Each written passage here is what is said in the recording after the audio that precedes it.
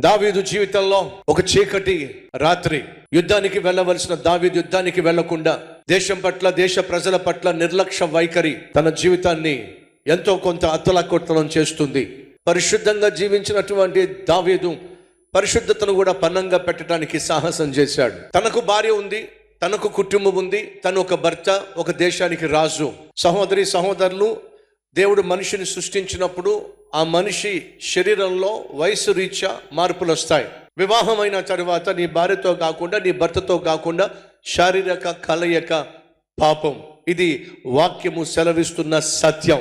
ఈరోజు వాక్యం వింటున్న వారిలో మనలో ఎవరైనా ఉన్నారా? వివాహం కాక మునిపే తప్పటడుగులు వేసేవాళ్ళు, తప్పుడు పనులు చేసేవాళ్ళు, స్నేహము అని చెప్పి, ప్రేమ అని చెప్పి అమాయకమైనటువంటి అమ్మాయిలతో వాళ్ళ జీవితాలతో ఆటలాడి శరీరాన్ని మలినం చేసుకుంటే దాన్ని బైబిల్ సెలవిస్తుంది జారత్వము.